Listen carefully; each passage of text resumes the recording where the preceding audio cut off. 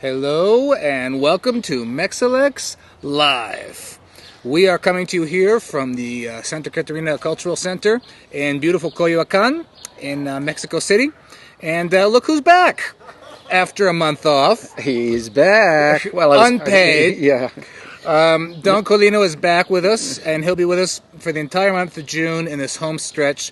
As we are reporting, we're going to be traveling throughout the center of the country to bring you up-to-the-minute coverage right until and right through the night election. So welcome back. Thank you very Don much. I was missing the limelight, obviously, yeah. and we had to fill in with with a bunch of second raters there, just to Well, and I think our fan base was the Nielsen ratings were not looking great. Let's just put it that way. So we're going to try to do something about that over the next few weeks. And we're going to get right down to it because big things are happening. Yeah. Principally, the trade war. The trade war, yeah. Just this week, Donald Trump announced a series of tariffs to be slapped on Canada and Mexico. This was part of a larger tariff policy that he'd been applying to countries around the world. He'd held off on Canada and Mexico for a while, and then decided this week to go ahead with tariffs on steel and aluminum, which, of course, provoked a response from both Canada and from Mexico, putting their own series of tariffs on a number of products.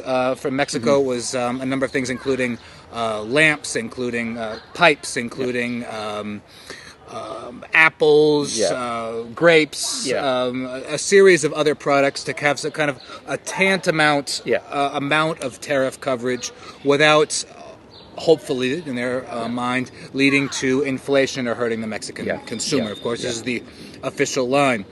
So the big question is, what does this do to NAFTA negotiations? Is NAFTA dead?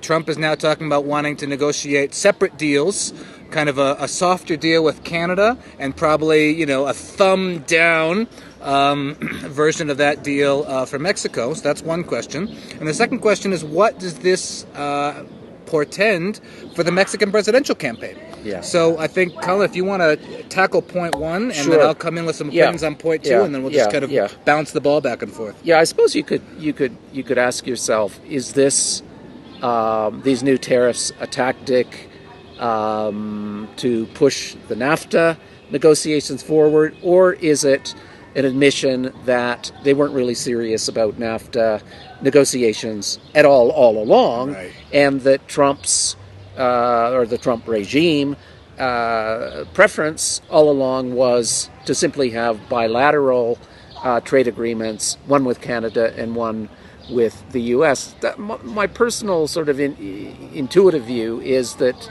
it's the latter, that they really did not, that the whole NAFTA thing was kind of a sham, that what they really wanted was a kind of hard cop, soft cop, perhaps a softer deal with Canada, a much harder deal with Mexico. And I think it's worth, since, we're focusing on Mexico, to remind ourselves that, and this doesn't get talked about, when people on the left talk about NAFTA negotiations, they kind of adopt the language of sort of first-year economics, that it's all just about trade. But it's really all about power, because behind trade lies power. And we're talking about three very unequal states in terms of the power, Mexico probably being the weakest in the threesome that makes up the NAFTA agreement. And I think people are really remiss in not reminding ourselves that actually there's a fair deal of racism at stake here. We talk about racism as connected to Trump's politics around the wall, but his politics around the wall are as one with his politics around the trade agreement with Mexico. In other words, what we're talking about here is really a kind of neo-colonial relationship between Mexico and the United States. NAFTA, by the way, has prepared the ground for this, in the sense that now Mexico is a net exporter of mainly U.S. corn, mainly importer of, we're talking about the country where maize was born 10,000 years ago, is now a net importer of largely genetically modified corn coming into the country, maize, beans, rice, and of course petroleum products, right, that get shipped out of Mexico, refined in the U.S. and re-imported back into Mexico. So this is very much a subordinate trading relationship that has everything to do with power. And I think we've got to stop treating these issues like the building of the wall and like the NAFTA negotiations as though they were separate worlds. They're not separate worlds. They are two tracks of the same train. And Mexico, unfortunately, I think is in the crosshairs of that train kind of barreling down on them right now, because I think when all is said and done, Mexico, in many respects, has the most to lose in terms of these kinds of tariffs being imposed ultimately on automobiles, appliances, these sorts of things being built in Mexico. I mean, really, this thing, if it turns into a full-blown trade war, has the potential to really devastate the industrial heartland of Mexico, mainly in the north of the country. What's left of that? Yeah. Just to point out that a generation of NAFTA has now made Mexico so dependent on the United States that 80% of Mexican exports go to the United States. A lot of those, as Colin just mentioned, are auto parts in some part of the auto chain. Yeah. So parts come from the States, they go to Mexico, they go back to the States, they go back to Mexico again, and they go back to the States. Yeah. As Chomsky points out, a lot of what we call free trade are these big multinational conglomerates pushing stuff around across borders to get advantages. Yes, that's right. But that, unfortunately, now is what a lot of the Mexico's export economy is tied to, right? Yeah. So you get to this, to go to the second point that we brought up, you get to a situation where Mexico's most left-wing candidate, to the extent that he is, Andrés Manuel López Obrador, has been, interestingly enough, the most cautious on this rhetorically. Yeah. Both in the second debate when this came up and over the course of the week, because he, as the likely winner of the election, nothing is set in stone, but he's way ahead. He's the person who's going to have to deal with this. Yeah. And as we were talking about before we went on the air today, Mexico has been so hollowed out by 30 years of neoliberal government plus corruption plus the drug war plus NAFTA that he's being dealt a really difficult hand. Already AMLO is being blamed, or they're trying to blame him for the peso devaluation. The peso has slipped to almost 20 to $1. It's hovering around 1950 or so. They're trying to pin on AMLO, as they will do with any left-wing government in the world, the flight of capital, leaving the country. So it's almost as if, in a Machiavellian way, this were set up to hinder AMLO's taking power, which would be in December, and trying to take the first halting steps towards making Mexico at least moderately self-sufficient again in certain areas of the economy. AMLO has talked about trying to set up again self-sufficiency in foods, trying to go back to an idea of Mexico can produce things. Yeah. It doesn't just have to be a vassal state. Yeah. And this is where the Trump administration really wants to set its foot down. Although, my first instinct would be to say, and I have said, actually this plays to AMLO's longer game for precisely the reasons that you're saying. I mean, I read, I think it was Astillero in La Jornada, who said, the PRI is hoping that Miade can make some gains out of this Yeah. as the technocrat who knows how to negotiate with difficult adversaries, former foreign affairs secretary, and blah blah blah. This sort of thing. But that all depends on there being some great pool of undecided voters out there. But if you look at the polls, they haven't moved in 2 months. No, I mean, if anything, AMLO is going up in the polls. We'll talk about in a moment. So I don't really see it playing for either Anaya or Meade, and it plays into that sort of, kind of soft nationalist rhetoric that AMLO engages in, and I think it will harden up, if anything, his support, because anytime the Americans cough in Mexico's direction, there's going to be an equal opposite reaction amongst Mexicans saying, no, I mean, we're not going to bow down to Trump and that sort of thing. I think electorally, I absolutely agree with you that this will certainly not harm AMLO at all and could even help. I think the goal of the powers that be would be to hinder an AMLO government once it were to take power. Their long game, long game there. As you talked about, the dollar, I mean, using currency, using the devaluations dollar to punish, recalcitrant governments the world over. This is a long-standing analysis of a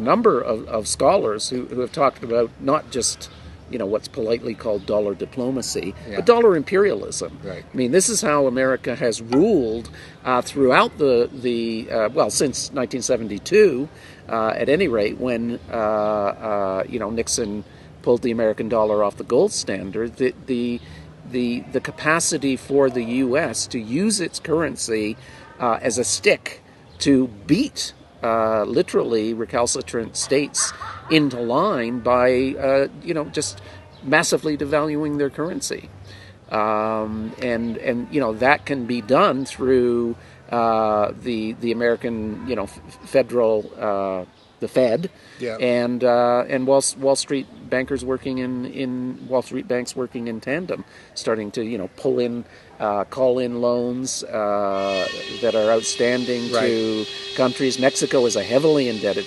country, and much more so under the Peña Nieto government. And so, I think we're going to see a lot more of this once a López Obrador government is in place. And let's go back again to the dependence point before we wrap up on this one and move on.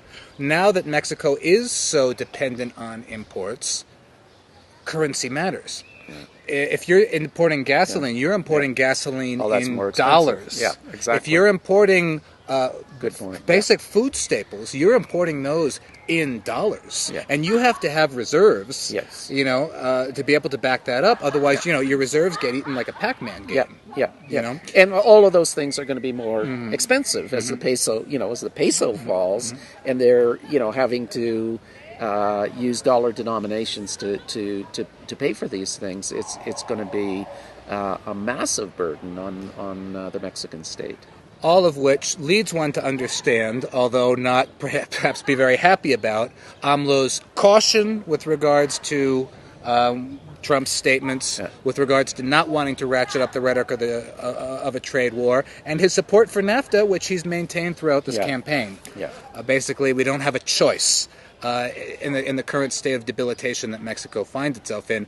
Curiously enough, Ricardo Anaya and Jose Antonio Meade, who both at this point appear to have very little chances of winning, can give themselves the luxury of trying to appear tough with Trump because they're basically out of the race. They're basically out of contention. So it's very easy to kind of box from the corner. Yeah, for sure. I think that's right. Yeah. Let's just do a quick wrap up in Spanish and we'll go on to the second point.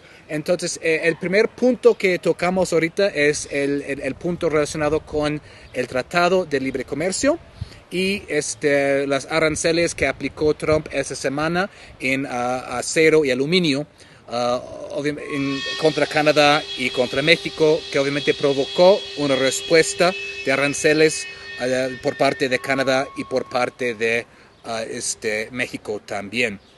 El punto que hizo Colin ahorita, y quiero pues hacer eco de eso ahorita, es que esta idea de aranceles y la política de comercio no solamente es algo de economía, no solamente es algo de un texto de economía, sino que forma parte de una política de dominación que es a la vez política y a la vez económica y a la vez racista o racial en el caso de Trump. Sí. Entonces el asunto del muro no se puede divorciar o no se puede marcar una división arbitraria entre lo del muro y la política de comercio en el sentido de que ambos van en un solo sentido, que es someter a México más al proyecto neoimperialista estadounidense, ¿no? Y esto se hace pues a través de, en el caso de Trump, pues modificar sustancialmente o eliminar el Tratado de Libre Comercio y negociar tratados separados con Canadá y México. Con mayor probabilidad un acuerdo más light con Canadá, ¿no? Y un acuerdo más pesado con México, y los canadienses se quejarán, pero finalmente pues no se van a aliar con México contra Estados Unidos. Los canadienses tomarán lo que puedan y adiós México, es el escenario más probable. Después de una generación de NAFTA, México ya importa maíz, ¿no? La civilización que dio el maíz al mundo es un importador de maíz, de frijol, de arroz, es decir, productos básicos de la canasta básica, además de gasolina que viene del petróleo que México exporta a Estados Unidos y vuelve a importar en la forma de gasolina y otros derivativos, ¿no? Además, México también exporta 80% de sus exportaciones va directamente a Estados Unidos, mucho en el sector automotriz.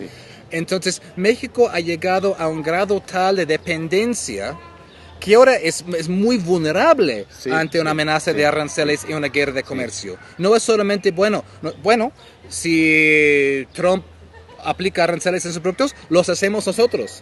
Pues no se puede porque los gobiernos neoliberales de los últimos 30 años han dejado que la capacidad de manufacturera, de producción mexicana doméstica se debilitara hasta tal grado que esto en este momento no es posible.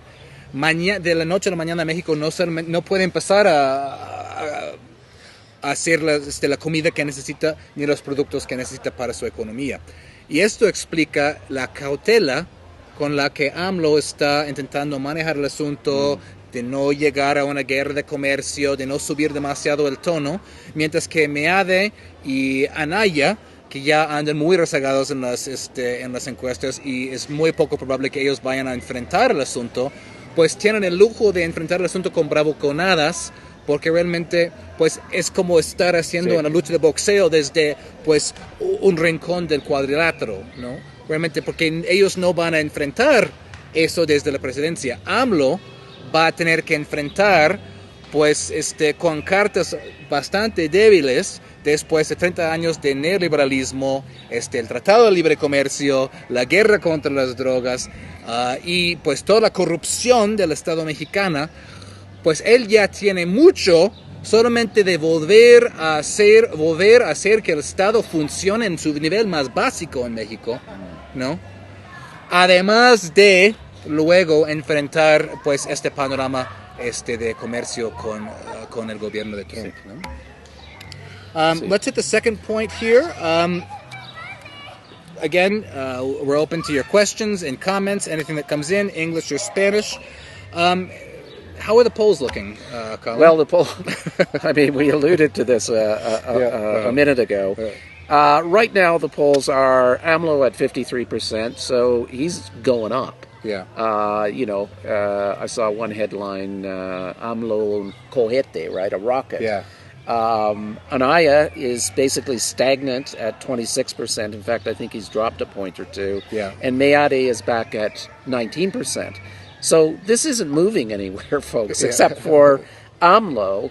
The obvious point, I think, to draw from this is, all things remaining equal, and we're in Mexico, so, we can't count on all things remaining equal. No cantar victoria. Sí. No hay que cantar victoria. Sí. But the election's over de facto with these kind of numbers. Unless some miracle happens for Mead, and even if one of them drops out, they would still be 8 points behind. Yeah. Even if you could take both those percentages, 26 and 19, and combine them, which you couldn't, because the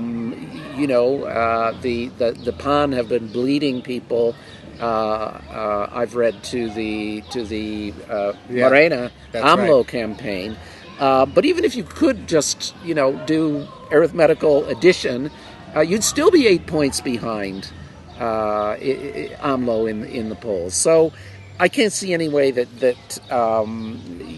just in terms of the polls, this could change. And the thing that strikes me as kind of obvious is that Mexicans are so fed up, not just with the current government and the last three presidencies, but the last two electoral frauds, or what many people have called electoral frauds, and they want López Obrador to win with such a commanding majority that it's just completely unassailable and unthinkable that you could fix those numbers with some small percentage miraculously for one of the either of the establishment candidates. It's like, all right, you want a fraud-proof majority? We'll give you a fraud-proof majority. Yeah, and I you have to think that's what's going through people's minds. And I can't imagine that AMLO's numbers aren't going to still go up a few percentage points. I'd just like to point out how unprecedented this is in modern Mexican politics and polling. We haven't seen this kind of a number spread since the one-party era of the PRI, when the PRI would win by ridiculous 90%. AMLO's not at 80%, but he's ahead in some measures by up to 30 points. He's drawing support from PRI supporters who've abandoned Meade. He's drawing support from PAN supporters. He's drawing support in the north. If you've seen some of our videos in the north where he's not been strong before, he's really been successful to this point in wrapping himself in the mantle of the national candidate. Yes. The senior spokesperson, the senior figure, or the senior wise figure of the country. Now, I think there's problems with this, because in order to do that, he's basically de-idealized. What's the word? De-idealized himself to the point where he can bring in so many people. That this is a problem. On the other hand, there's something to be said for storming the castle of such a hermetic, closed, corrupt system with as much of a goddamn advantage and a majority that you can get to just slam in there. We're not just talking about a normal alternation of power. We're talking about a regime which is very much a dictatorial regime that holds on to the financial and political power in this country. And that's how people are seeing it here. It's not just one party or another. It's about overthrowing a regime. People see this much closer to, I would say, Egypt in Mubarak, in the square there, than, a switch from a Christian Democrat to a social democrat party in Europe. So I think that is part of what we can, attribute this to. So there is a positive side to this, but I think you alluded to it. There's also some rank political opportunism going on with people drifting from the PAN and from the PRI, basically saying, it's sort of the rat's leaving a sinking ship, to use an old kind of metaphor. And, I think that's going to pose some problems for AMLO within his own ranks. And in governing, absolutely. And in governing, because these are going to be the same kinds of people that he tirelessly denounces as the mafia power. And then once he's president and some of those people start doing some of that shit, he's going to wear it. He's going to have to wear it. So let me just do a quick translation to Spanish, then I have a question for you with regards to AMLO. Las encuestas muestran a AMLO en una posición muy favorable. AMLO está en los 50, más o menos 53%, efectivamente el doble del porcentaje de Ricardo Anaya, que está más o menos en 26%, José Antonio Miade 18, va por 17, 19, por ahí, el Bronco en un patético 2%, y Margarita Zavala ya sabemos que salió de la contienda. Esto es algo sin precedentes en la historia de las elecciones competidas para la presidencia en México. Hay que remontar a la época del PRI, ¿no? Sí. Para ver esas eran ventajas totalmente falsas y fraudulentas en ese entonces. Y yo creo que esto habla de hecho de que el público ya parece que AMLO gane con un margen tal que va a ser impenetrable contra un fraude, contra un robo o contra cualquier otro tipo de fechoría que pudiera producirse. Como que, ok, si van a cerrar la puerta a él hasta que él tenga una ventaja así de grande, pues le lo vamos a dar, ¿no? Un poco como un ten para que prendan para las dos elecciones anteriores, ¿no? Yo creo que AMLO ha tenido mucho éxito en como asumir el papel de portavoz del país, como representante, ¿no? Como que el gran político, ¿no? Sí. Ya después de tantos años de lucha en la nación, después de tantos años en la lucha en las trincheras, aunque esto conlleva problemas porque ha llegado a este grado de aprobación ya realmente limando la ideología, ¿no? Entonces se ha creado como un programa casi de-idealizado, enfocado en la corrupción, que es obviamente muy importante, pero asumiendo tantas personas de diferentes partidos, a cierto punto va a ser muy difícil que pueda gobernar después, y si y cuando no haya acciones de corrupción posteriores, él va a tener que asumir la responsabilidad de esas personas en lugar de llamarlas mafia de poder, ¿no? De esta gente que ha venido de otras proveniencias, ¿no? I did want to ask you, Colin, it's now twice that AMLO has mentioned the United Nations recently, and it's interesting. He mentioned the United Nations with regards to Ayotzinapa, with regards to setting up a United Nations-based, or at least backed, Truth Commission to find out what happened to the 43 missing students of Ayotzinapa. And then again, just this week, he mentioned again a cooperation with the United Nations agency with regards to an anti-corruption initiative. Yes, that the United Nations agency would kind of help vet all public tenders and licitations to kind of really set up a strong anti-corruption process. And I wondered what you thought of that. Jason Widener was on the show last week and made, I think, a very important comment, which it seems like AMLO's idea with the UN Truth Commission with Ayotzinapa is basically to take this delicate issue and just basically punt it. Punting it away in order to try to not upset the military too much. And now we have this initiative. Is he essentially admitting that even if he wins, the Mexican government has gotten to such a degree of rot that it's not governable alone? Yeah. Well, I thought that was an interesting point about sort of punting it to the UN and playing it sort of softly with the military, which we need probably to talk more about because they are a factor in this, and some of the independent experts have suggested very strongly that that latest report, I think, that came out, that there was military involvement. And so I don't think it's not a terrible idea. It's a pretty wily move, I think. I think it's a smart political move. It's a smart political move. Yeah. On the thing about corruption and having, the UN, and I believe they said, yes, they'd be on for doing it. They would be on for that. I'm just a little...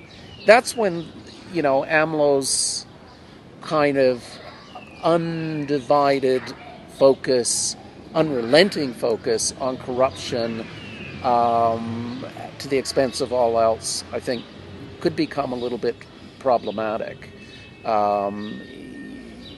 In the sense that it's not just the UN. It's been the IMF. It's been the World Bank. All of these agencies, which are essentially the enablers and facilitators of the interests of global capital and the most powerful global capitalist states in a highly uneven and unequal global system, have made this issue of corruption the central issue, as though it just boiled down to, well, if you can solve the problem of corruption in Africa and Latin America and countries like Mexico, all will be well. And of course, what that leaves out of the equation is that big elephant in the room, namely the extent to which the market and capitalist forces themselves are the real engine of inequality and all that goes with that. So I would be a little worried if that became the centerpiece of AMLO's government. I think it probably will, but I think in that sense it could become a diversion from some of the more fundamental underlying issues of just how neoliberalism and capitalism have devastated this country. That's how it works. That's how it works. That's how it's supposed to work. That's how it's supposed to work, exactly. But it does seem willfully naive from AMLO's point of view with regards to kind of the history of foreign organizations and involvement in México. Muy brevemente en español, AMLO ya 2 veces ha hablado de trabajar junto con las Naciones Unidas en esas 2 semanas, uno con una comisión de verdad en cuanto a los desaparecidos de Ayotzinapa, los 43 estudiantes desaparecidos, que creo que a los dos nos parece pues una idea astuta, políticamente astuta. Hay asunto ahí del ejército en México que no hemos platicado lo suficiente en Mexalex, pero bueno, es un factor aquí en cualquier otro país de América Latina, ¿no? Aunque en México siempre el ejército ha tomado ostensiblemente, aparentemente, un papel ya subordinado al poder civil. Sabemos que no siempre ha sido el caso y sabemos que sí hubo participación del ejército en alguna manera en Ayotzinapa. Ya abre un campo delicado, ¿no? Sí. En cuanto al asunto de también pedir a las Naciones Unidas, organismo de las Naciones Unidas que ayuden a revisar los contratos del gobierno en la lucha anticorrupción. Yo creo que vemos ahí algo de ingenuidad en el sentido de AMLO, tomando en cuenta que son organizaciones como el Fondo Monetario, como el Banco Global, como varias organizaciones de los Estados Unidos, los que han fomentado muchas de estas malas prácticas, ¿no? Y que han de manera muy voluntaria endeudado a países como México, ¿no? Solo porque algo es legal no quiere decir que no sea corrupto, ¿no? Hay también corrupción muy legal que hace que haya perjudicado mucho a México. Entonces, esto de tener el papel de los Estados Unidos ahí, Naciones Unidas ahí, pues hay que estar muy atento, ¿no? Sí, sí. A couple of quick news bits to wind up. Some sad news. The violence continues. We just heard news that a candidate for the local Congress for the Green Party in the state of Puebla, in the area of Jopala, Puebla, Juana Maldonado Infante, together with the local health counselor, Erica Cáceres, has been killed. So that's 2 more deaths in Puebla, and 3 more deaths in Juchitán, Oaxaca. Pamela Samari, who was a candidate also for local office, together with a driver and a local reporter. So that's 2 more deaths in Puebla. one of a candidate and one of a local office holder, and 3 more deaths in Juchitán of another local candidate. And that brings the number of candidates for office killed in this electoral cycle to over 100. When will this stop? Yesterday, journalists here at in Mexico City demonstrated in front of the National Palace saying enough deaths of journalists.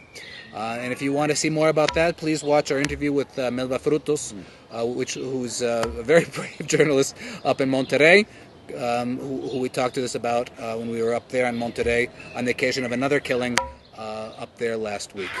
So, la violencia sigue en México, tanto entre candidatos como entre periodistas, como entre gente como nosotros, común y corriente. Y esto no es algo que puede ser aceptado. This cannot be seen as acceptable or normal, or we can't be desensitized to this and just said, oh, well, this is just happening now. This is symptomatic of the failure of a breakdown of the state with regards to security, and goes a lot towards explaining the dynamics that are happening in this election at the national and also at the local levels. So kind of on that somber note, we'll probably wind up for today. Yeah. We're going to be in Mexico City this week. We're going to be putting up some good interviews. We're going to be interviewing the reporter Genaro Villamil. Nothing less than Genaro Villamil on Monday. We'll be talking to a member of the INE coming up to get the institutional side. We'll be talking to also an economist later this week. So please stay tuned and subscribe to our YouTube channel. We've got some really good interviews coming up, and we'll be back later in the week with another episode of News and Reviews. News and Reviews. So we'll be back. See you soon.